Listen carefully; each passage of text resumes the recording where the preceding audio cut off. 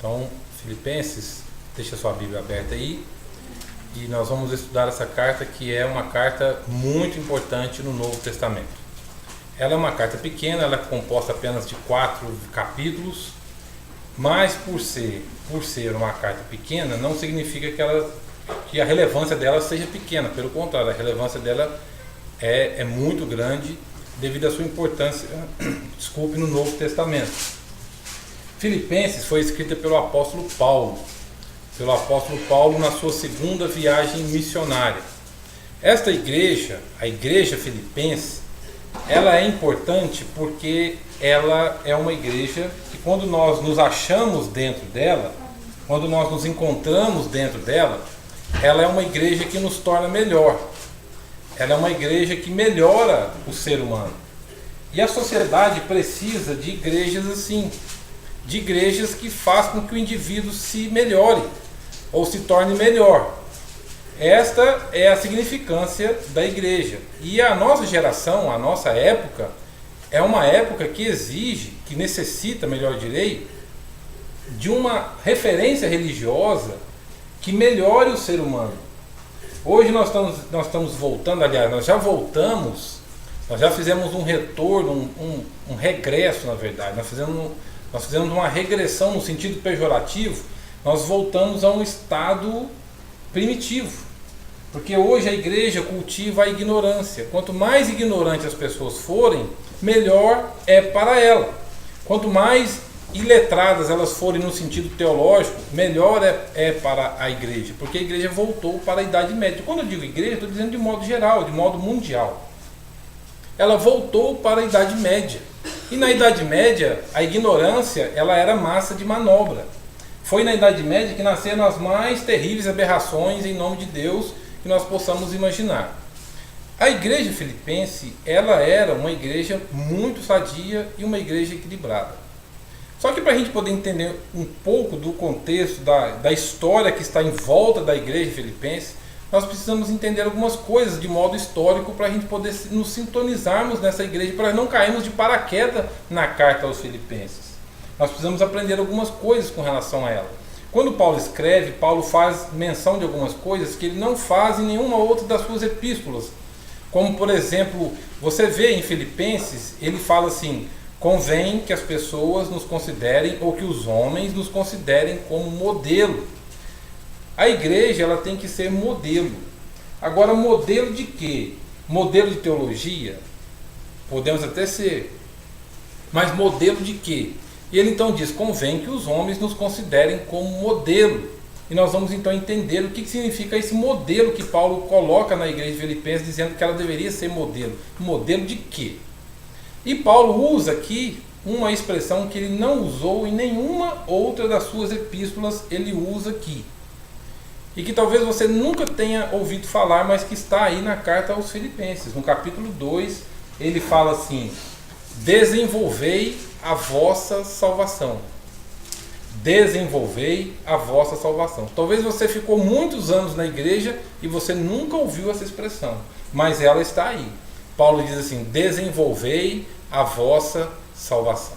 A salvação ela é pela graça, ela não é por mérito, ela é graça, ela é um favor. Foi Cristo quem nos deu na cruz do Calvário. A salvação ela é de graça. Mas uma vez que se recebe, uma vez que se tem, ela tem que ser desenvolvida. E Paulo diz: desenvolvei a vossa salvação. Aí vem aquela pergunta: o que significa desenvolver a salvação? Como que isso se dá? E como que isso procede? E nós então, ao estudarmos Filipenses, nós vamos então passar por esse caminho, por essa senda, por essa trilha do que significa desenvolver a salvação. Quando nós vemos Filipenses, nós precisamos então fazer uma pequena viagem histórica para a gente poder entender o que está por trás desta carta aqui, para que a gente possa então ter um mínimo de noção do por que Paulo escreveu o que escreveu aos Filipenses. A cidade de Filipenses ela era uma cidade muito rica. Só vivia ali pessoas muito ricas e muito bem de vida. Ela era uma cidade que vivia do sobrenatural. Era muito comum na cidade de Filipenses haver exploração espiritual ou exploração do sobrenatural. Por exemplo, é na cidade de Filipenses que quando Paulo começa a pregar, que ele passava por um determinado lugar, que aquela menina ficava falando assim: aquele é verdadeiramente homem de Deus. Lembra dessa expressão? Quem já leu Atos 16 nos conta essa história, que quando Paulo estava em Filipos, na cidade de Filipos, que é a Filipenses, toda vez que ele passava, que ele ia pregar, que ele ia ensinar a palavra de Deus, uma menina possuída por um espírito, que diz que ela estava possuída por um espírito, e ela gerava grande lucro ao seu senhor. Então havia essa exploração na cidade de Filipe, do sobrenatural. E engraçado que religião faz isso, né? Religião, ela gera economia. Bem ou mal, ela gera economia. Religião faz com que o dinheiro movimente, atrai pessoas. Religião faz isso. E essa menina falava todas as vezes que Paulo passava: ali está indo verdadeiramente o homem de Deus. E isso irritou Paulo. Paulo ficou irritado com isso, e diz a Bíblia que Paulo olhou para ela e disse: espírito imundo, sai dessa menina. E o espírito saiu dela, e o dono daquela menina que explorava ficou revoltado com o apóstolo Paulo. Então Paulo teve que foi preso por causa disso. Porque Paulo tirou o espírito daquela garota que ficava falando, adivinhando as coisas, e Paulo então trouxe um certo prejuízo para o dono daquela menina. Na cidade de Filipos havia também uma moça ou uma mulher chamada Lídia, que ela, diz Atos 16, que ela vendia púrpura. Essa informação para nós não quer dizer absolutamente nada, mas na época, no contexto de Paulo, dizia muita coisa. Porque a cor púrpura, ela era uma cor muito difícil de se fazer, de se ter. Somente quem tinha dinheiro é que poderia produzir essa cor. Então somente a cor púrpura, ela era somente de quem tinha dinheiro. Por exemplo, Nero, os imperadores de Roma, alto graus do exército romano, somente pessoas que tinham dinheiro é que usavam a cor púrpura. Hoje isso para nós é muito comum, mas na época do primeiro século isso era muito diferente. Então Paulo chega ali e Paulo começa a pregar, e diz a Bíblia que enquanto Paulo pregava, diz o texto que havia uma certa mulher chamada Lídia, vendedora de cor púrpura. Quando existe essa informação, está dizendo que ela tinha dinheiro, que era uma mulher muito bem de vida. Então, aí diz o texto que Deus abriu o coração dela para atender às coisas que Paulo dizia. Então, é na cidade de Filipos que acontece essa coisa sobrenatural, de que quando se prega a palavra de Deus, quando alguém estava pregando a palavra de Deus, diz a Bíblia que Deus abriu o coração de Lídia para atender, não entender, para atender aquilo que Paulo dizia. Então é na cidade de Filipos que isso acontece. E quando Paulo estava preso, também é na cidade de Filipos que ele estava preso. Aí ele e Silas começam a cantar, e as cadeias se rompem. Então o carcereiro entra e diz: meu Deus não. O carcereiro entra e fala: o que aconteceu? Ele achou que Paulo e Silas haviam fugido, ele vai tentar suicídio. E Paulo diz: não te faças mal, não te faças isso, porque estamos todos aqui.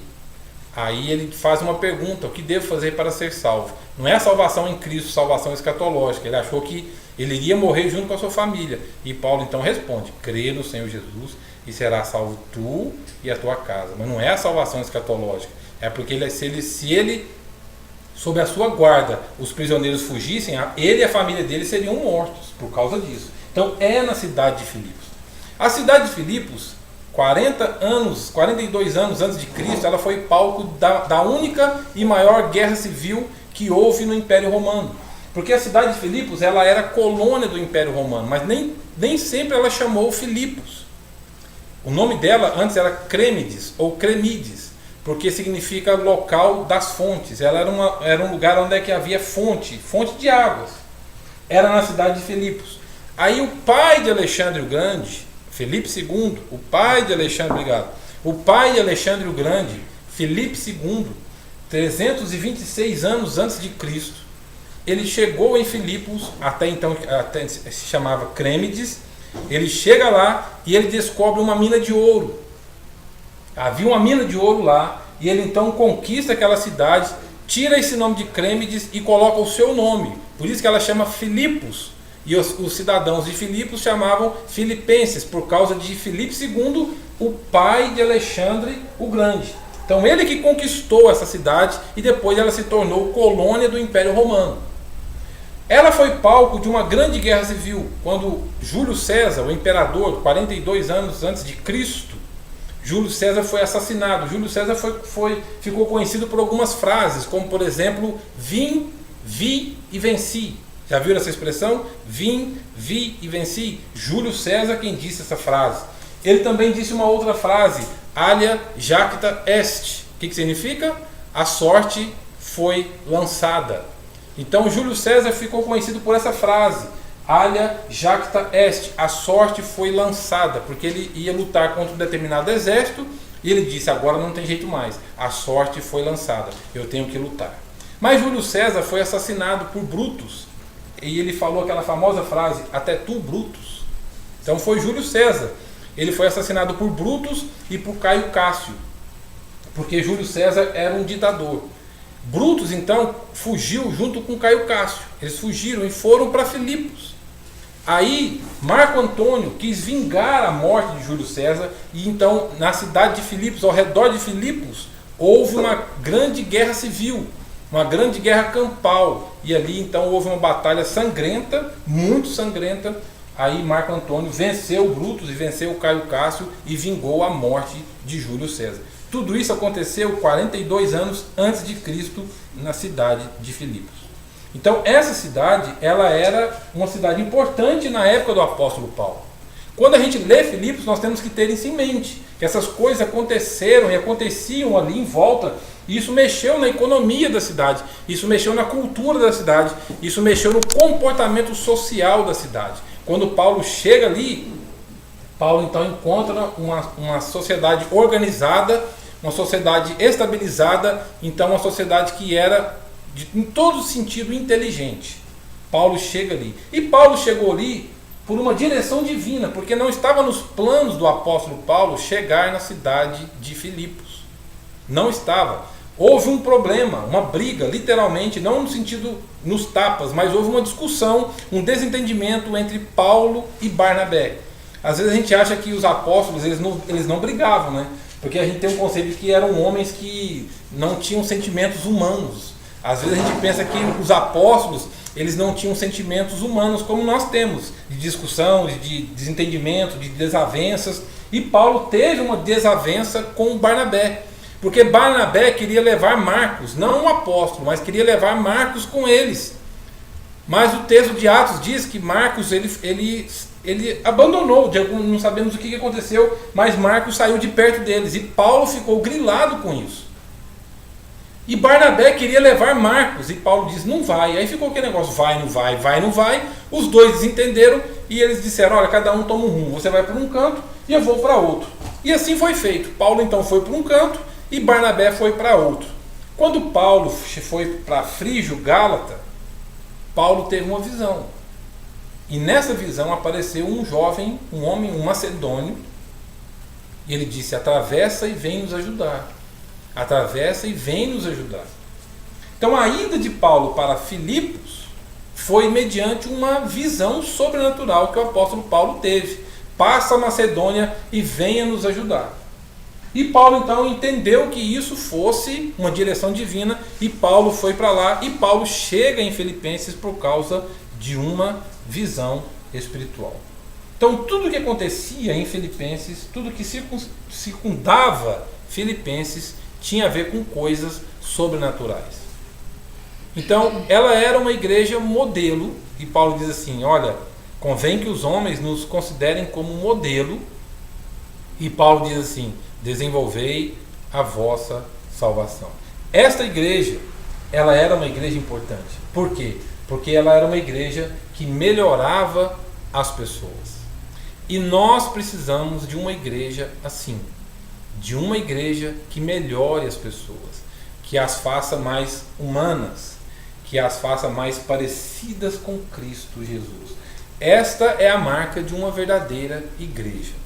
Uma igreja cujos membros não creem na doutrina porque está na boca da denominação, mas creem em Cristo Jesus, e esse crer, ele resulta em comportamento, o comportamento que imita a Cristo Jesus. Cristo Jesus não está interessado se nós fazemos ou não fazemos determinadas coisas ou determinadas práticas. A religião válida para Deus não é aquela que tem um conjunto de doutrinas, que tem uma regra de fé e prática, que tem uma doutrina, que tem um método de ensino. Isso é muito bom, mas isso não é o eficiente nem o suficiente. Uma igreja tem importância quando ela faz com que as pessoas imitem a Cristo Jesus. E esta é uma das características da igreja filipense. Pois bem, feita essa pequena introdução para que você se sintonizasse no contexto histórico de Filipenses, agora nós podemos ver alguns versículos que vão nos ajudar a entender por que Paulo disse o que disse. Então vamos lá, Filipenses no capítulo 1.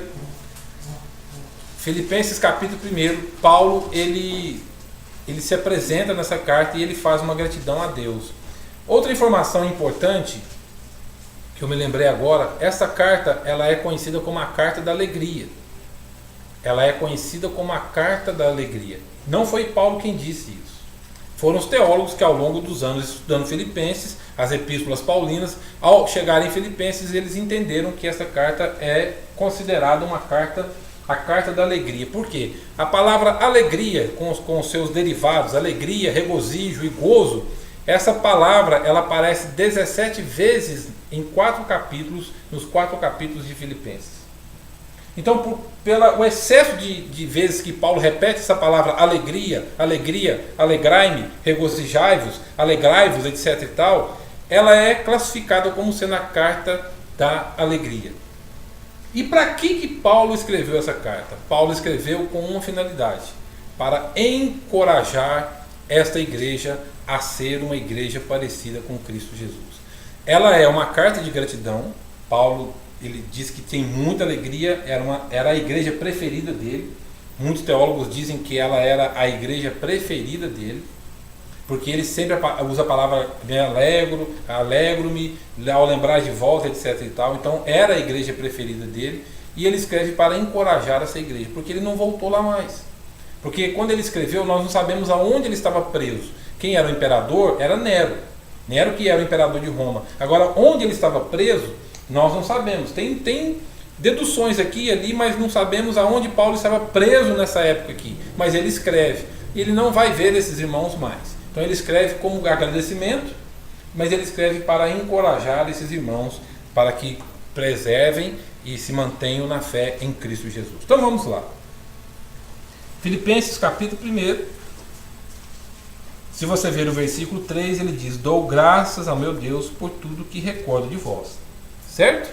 Pode ver que ele diz: dou graças a Deus por tudo que recordo de vós. Então ela é uma carta de agradecimento.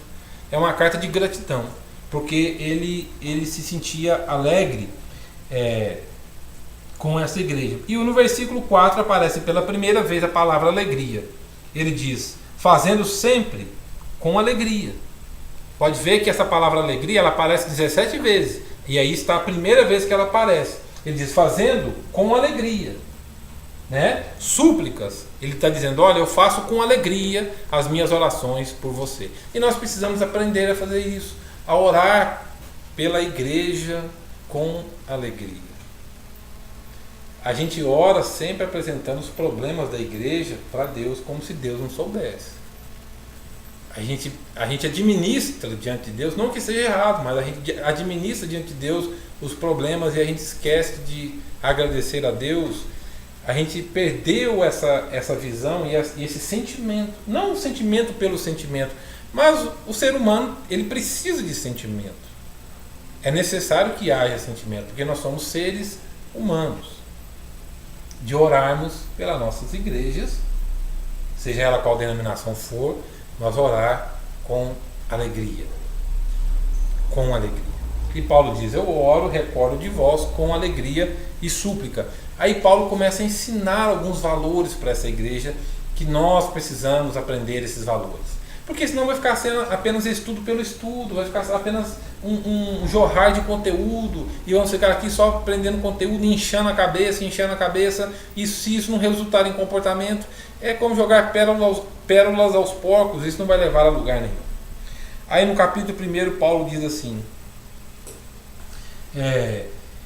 versículo de número 9, vamos pular alguns versículos.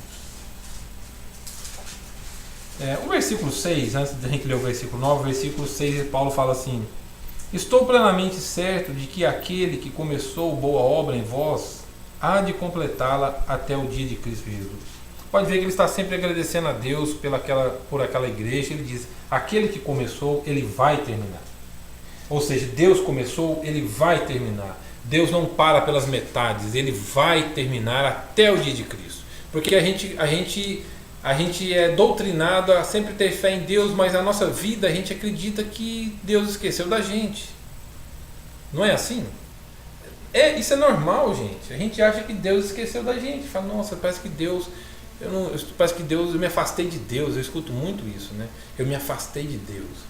Ontem eu encontrei uma pessoa que há muito tempo não havia, e perguntei: ô fulano, onde você está? Há muito tempo eu não te vejo, como é que está sua família? Está tudo bem, graças a Deus. Você está frequentando aonde? Ele disse: não estou frequentando em lugar nenhum. Por que você não está frequentando em lugar nenhum? Não, igreja tem muita decepção. Foi que bom, isso é um sinal de que ela é igreja, porque a igreja é um lugar que se tem decepção mesmo. Igreja é um lugar que se tem decepção. Se não tivesse decepção, não era igreja. Não tem um lugar que a gente vá que não se tenha decepção. Então a igreja também é um lugar, porque é um lugar que tem seres humanos. A igreja é um lugar que se tem decepção e deve ter decepção. Para quê? Para que a gente aprenda a maturidade, pratique maturidade, para que a gente aprenda a olhar para Cristo, para que a gente aprenda a amar o irmão, mesmo que aqueles que nos decepcionam. Igreja é assim mesmo. Então volte para a igreja, porque o dia que você achar uma igreja perfeita, não vá para lá, porque você vai estragar o ambiente.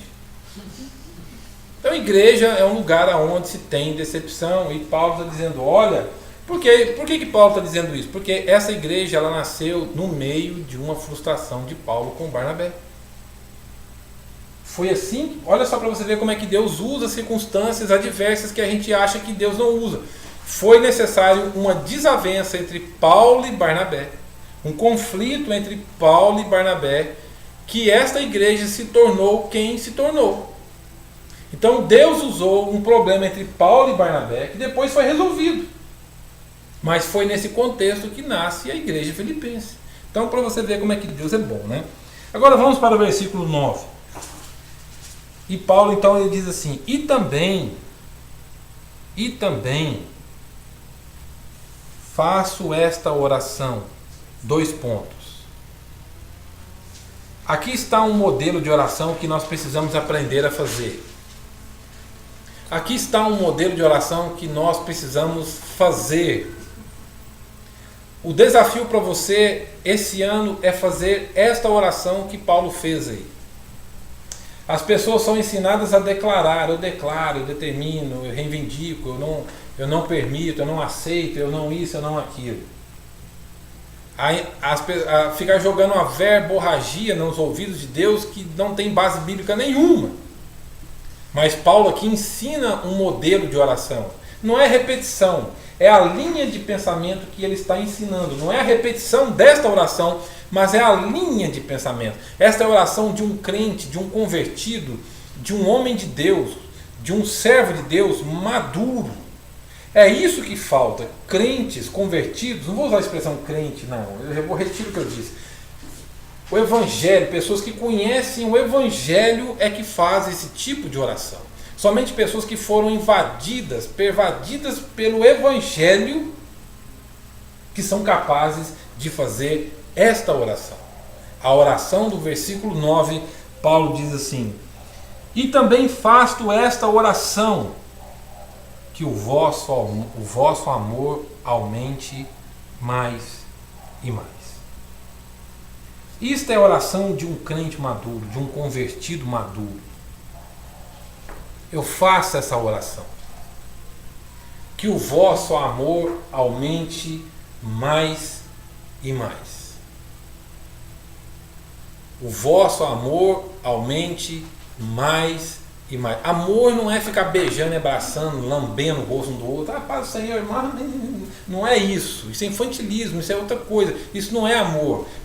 Amor não é você virar para o irmão e dizer a paz do Senhor. Não estou dizendo que você não deva dar a paz do Senhor. Não é isso. Não é isso. Essa semana eu passei por uma pessoa na rua que do outro lado da rua gritou: olha a paz do Senhor.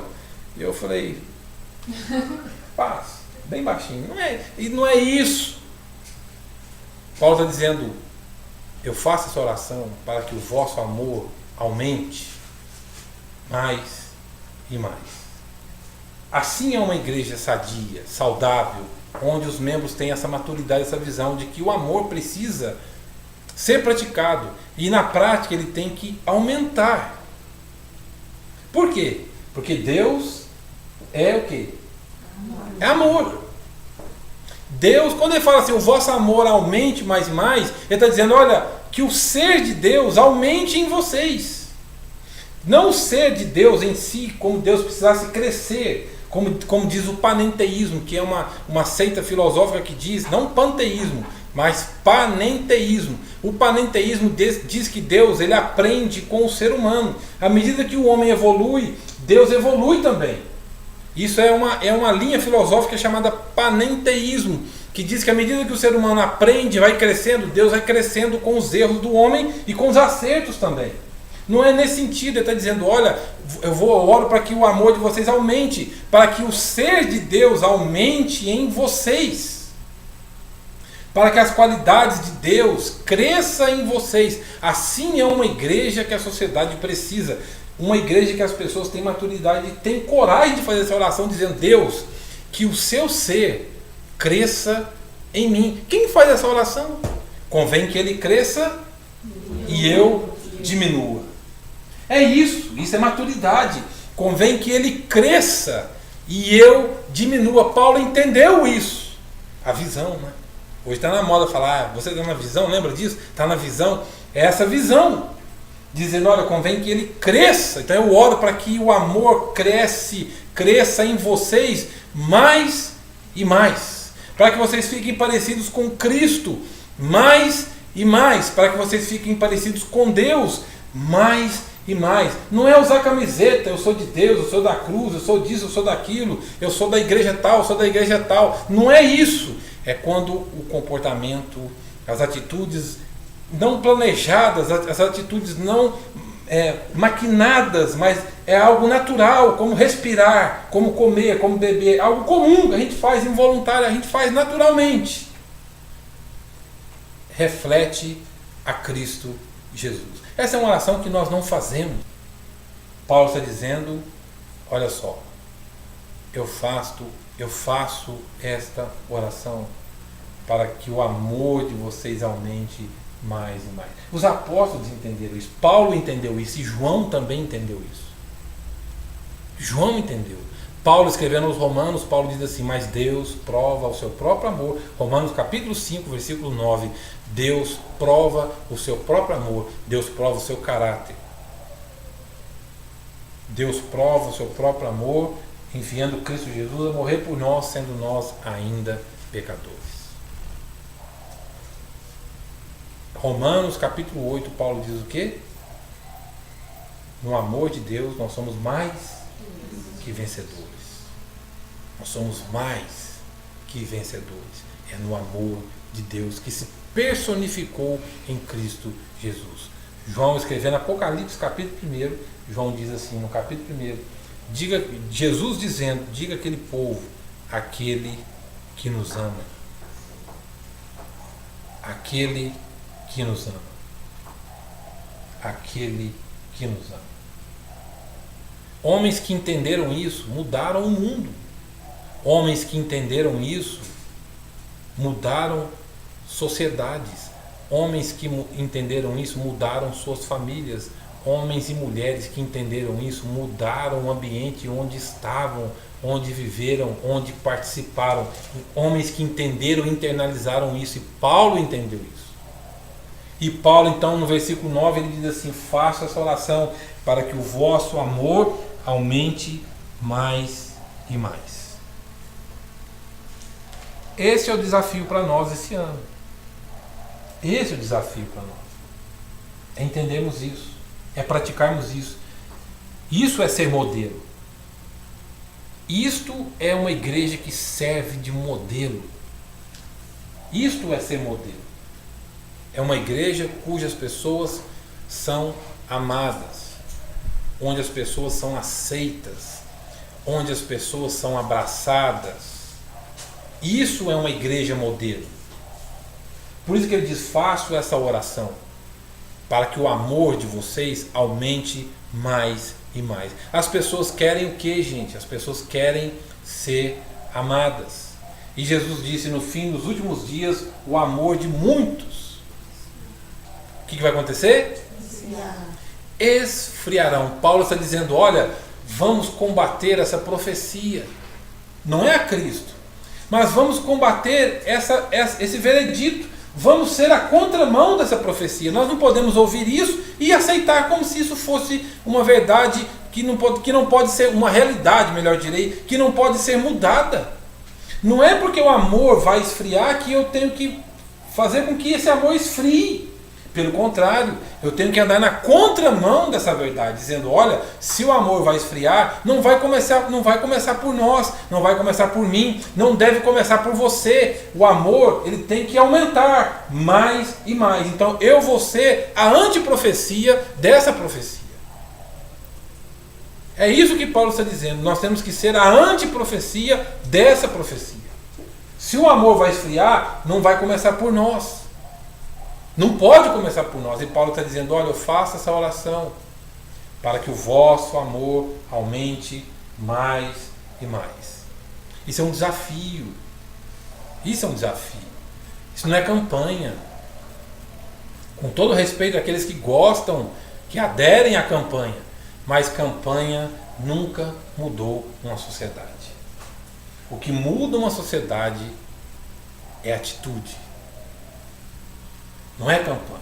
Campanha é bonito, porque é como se fosse uma droga. Você vai buscar uma vez por semana, você vai lá, busca, injeta e você vai ter aquele ciclo vicioso. Mas o que muda pessoas é uma atitude. A decisão de tornar com que esta oração se cumpra, com que eu seja a resposta desta oração. Você já parou para pensar nisso, que você pode ser a resposta de oração? Deus, eu quero... Quem tem coragem de chegar para Deus e dizer isso? Eu quero ser a resposta desta oração de Paulo. Se nós não temos coragem de dizer isso, nós não servimos para sermos cristãos. Se não temos coragem de chegar diante de Deus e falar assim: Deus, eu quero ser a resposta desta oração. Nós temos coragem para isso? Então, sejamos sinceros. Por que eu estou perguntando por que eu estou pedindo para sermos sinceros? Porque uma palavra que Paulo usa muito em Filipenses é a palavra sincero. Quer ver um exemplo? Versículo de número 10. Para provardes as coisas excelentes e serdes sinceros e inculpáveis para o dia de Cristo. Paulo está dizendo: para serdes sinceros. Deus quer pessoas sinceras, que são sinceras. As pessoas que mais me fizeram bem na vida foram aquelas que foram sinceras comigo. Foram as que mais me fizeram bem. Como é bom quando você precisa de ouvir, você precisa daquele saculejo, de colocar os dois pés no chão, e aparece na sua vida pessoas sinceras. Porque amar é ser sincero. Por isso que ele diz: eu faço essa oração para que o amor de vocês cresça mais e mais. A prática do amor exige sinceridade. E Paulo está dizendo: olha, eu oro por isso, para que vocês sejam sinceros. Você acha que Deus não conhece o coração humano? Enganoso é o coração, não é isso? Enganoso. Eu não sei se foi, acho que Jeremias que usa essa expressão. O coração do homem, aí ele usa um superlativo. O coração do homem é desesperadamente corrupto. Nunca que essa palavra foi tão usada como nos dias de hoje. Corrupto, não é isso? Essa palavra ela está fazendo parte do nosso linguajar de alguns anos para cá de um modo intenso. Você liga a televisão, o político fulano de tal foi preso por corrupção. O candidato fulano de tal foi preso, está preso por corrupção. Corrupção ativa, corrupção passiva, e dá nome para isso, né? Corrupção disso, corrupção daquilo. Corrupto. E o Velho Testamento diz que o coração do homem é desesperadamente corrupto. Tem um salmo que diz assim, que Deus se agrada do quê? Do quê? O que diz? Coração sincero. Deus se agrada de um coração sincero e o que mais? Contrito. Contrito. Que Deus se agrada de um coração sincero e contrito. Aí eu volto naquela minha velha e boa crítica. Você acha que Deus se agrada de coreografia litúrgica? Você acha que Deus se agrada de uma coreografia litúrgica? Você acha? Eu vou poupar aqui argumentos aqui, mas você acha que Deus se agrada de coreografia? É lógico que não. Deus é Deus, gente. Deus é Deus. Você pode estar sinceramente errado, porque os adoradores de Baal, eles eram sinceros. Eles eram sinceros. Vocês acham que eles pegavam aquele negócio e ficaram batendo neles até sangrar, se eles não acreditassem naquilo sinceramente? Vocês acham que não? Se eles não fossem sinceros, eles estariam fazendo aquilo. Se eles acreditassem numa mentira, eles acreditavam naquilo. E o livro de Reis diz que eles ficaram batendo. E Elias só ironizando. Talvez seja uma característica dos Elias. Elias só ficou ironizando, dizendo, olha, grita mais alto, quem sabe ele não está dormindo. Bate mais. E eles ficaram batendo a tarde toda. E Elias só olhando e rindo da cara deles. Eles eram sinceros. Eles eram sinceros. E Paulo então diz, olha, eu oro para que o amor de vocês aumente mais e mais. Esta oração que nós precisamos fazer. Esse é o desafio. Porque hoje nós vivemos uma época que nós não temos mais referência, nós não temos modelo mais. Nós não temos referência religiosa. Religião hoje é um negócio que está em descrédito, em todos os sentidos. Seja na igreja evangélica, seja na católica, seja no espiritismo. É só você olhar as notícias que estão aí. Hoje nós não podemos falar de ninguém mais, graças a Deus. Porque nós somos nivelados. Hoje está todo mundo nivelado. Nós não temos mais moral e autoridade para dizer assim, nós somos diferentes, porque nós não somos. Denominacionalmente falando, nós não somos. Está todo mundo nivelado por baixo. Mas graças a Deus por isso. Hoje nós estamos equivalentes a tudo aquilo que não presta. Hoje ninguém mais pode falar assim, não, a igreja é sadia, a igreja tal é aquela. Não se pode falar isso mais. Porque denominação é um negócio que está em descrédito. Graças a Deus por isso. Por que graças a Deus? Porque é uma oportunidade de levantar não denominação. A era da denominação acabou, gente. Só não chega quem não quer. Só não vê quem é um completo tapado. Só um completo tapado que não percebeu que a era da denominação acabou. Todas as denominações estão corrompidas, corruptas, maculadas, manchadas, todas estão. Os homens estão. Nós estamos vivendo o ápice da degradação humana. O ápice da degradação humana. E eu vou terminar voltando àquela velha pergunta que eu fiz. Nós temos coragem de dizer, Deus, eu estou aqui para ser a resposta desta oração. Se nós não temos coragem de dizer isso, alguma coisa precisa ser mudada em nós. Não tem sentido nós reunirmos aqui toda quinta-feira. Não tem necessidade, não tem sentido e não tem valor. Não tem. Isso aqui é uma fronteira. Esse versículo aqui é uma fronteira. Esse versículo aqui é um divisor de águas. Você pode continuar sendo presbiteriano, você pode continuar sendo batista, você pode continuar sendo metodista, você pode continuar sendo católico, você pode continuar sendo espírita, você pode continuar sendo ateu, você pode continuar sendo o que você quiser. Mas o que você é não tem sentido se nós não estamos dispostos a dizer: eis-me aqui. Eu quero ser esta resposta desta oração. É isso que separa meninos de homens, mulheres de garotas, de crianças. Esse versículo, ele é um soco na boca do nosso estômago. Esse versículo é um divisor de águas, e Paulo está dizendo: eu oro para que o amor de vocês aumente mais e mais. Igreja é um lugar para pecador, não para o pecado, mas para o pecador. Igreja onde não tem pecadores, onde tem santarrões, Deus me livre de um lugar assim. Deus me livre. Foi o que eu disse para o meu amigo ontem. Eu estou decepcionado com Deus. Eu disse.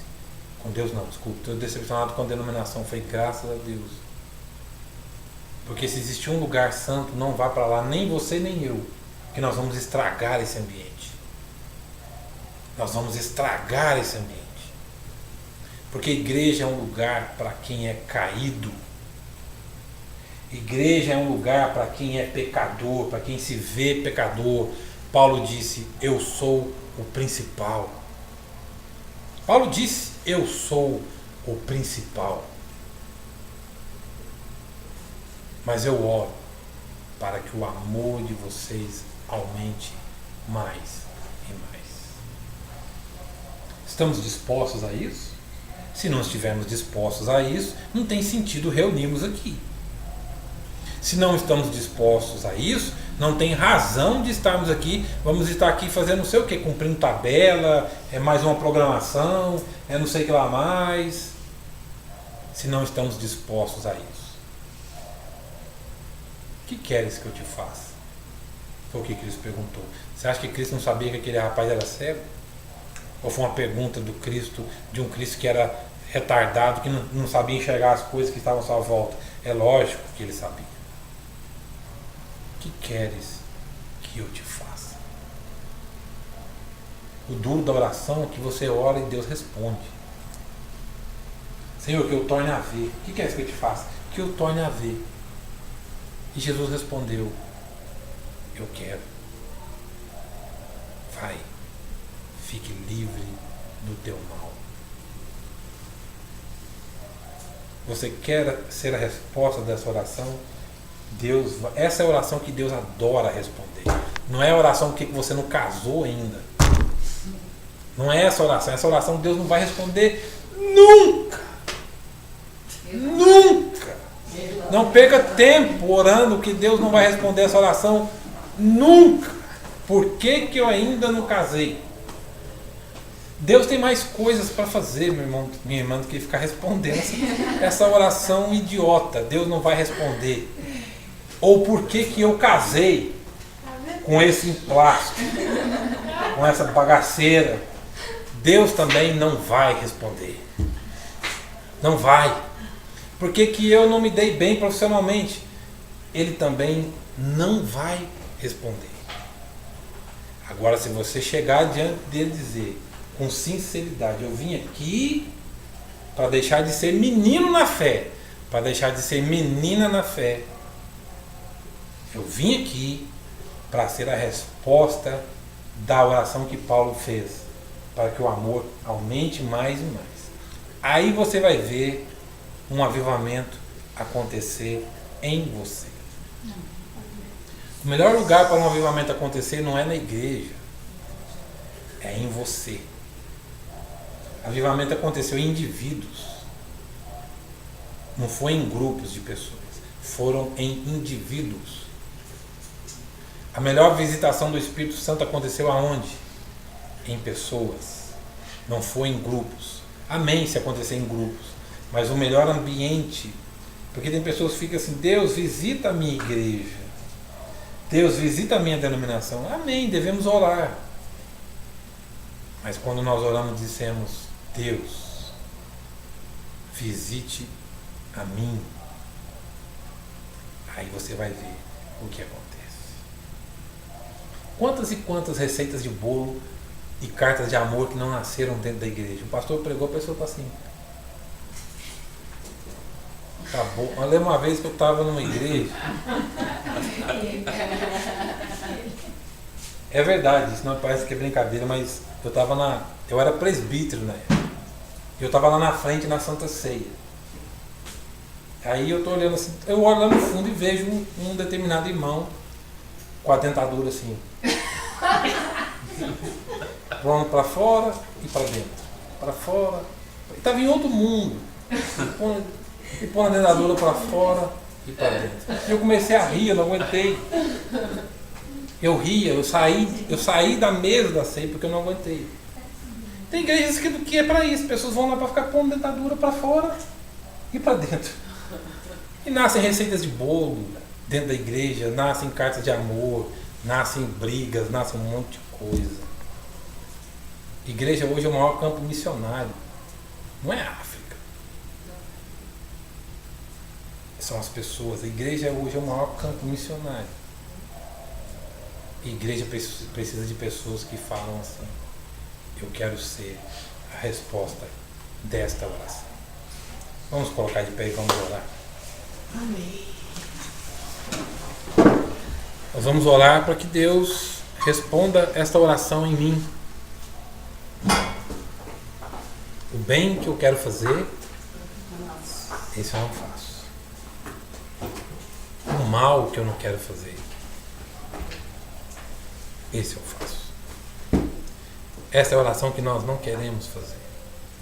Nós estamos fazendo por desencargo de consciência, por constrangimento. Não, para me ficar em paz com Deus, eu vou fazer essa oração, mas no fundo, eu não quero. Você tem o direito de não querer. Você tem o direito. Deus não obriga. Acha que Deus obriga? Está por fora. Deus é Deus. Deus é Deus. É o que chama as estrelas pelo seu nome. É o que chama os anjos pelo nome. É o Deus que conversa com o diabo. Só Deus pode conversar com o diabo. Como ele conversou com o diabo quando foi tentar Jó. Olha meu servo Jó. Teve um diálogo ali. É o Deus que conhece a quantidade de gotas da chuva que cai. Que as nuvens são poeira dos seus pés. Você acha que Deus precisa de mim? Coitado, se Deus trouxe tudo que existe para precisar de mim, é um Deus fracassado. É eu que preciso dele. Sou eu que preciso dizer, Deus, eu preciso que o seu amor cresça em mim. Sou eu. Não é ele que precisa de mim. Ai, o Elias não está querendo, o que eu faço, hein? Já pus na cruz Jesus, já mandei o Espírito, Você acha que Deus acorda assim? Como é que eu vou criar um plano para mudar a cabeça do Elias? Sou eu. Deus conversa com gente séria, com gente adulta.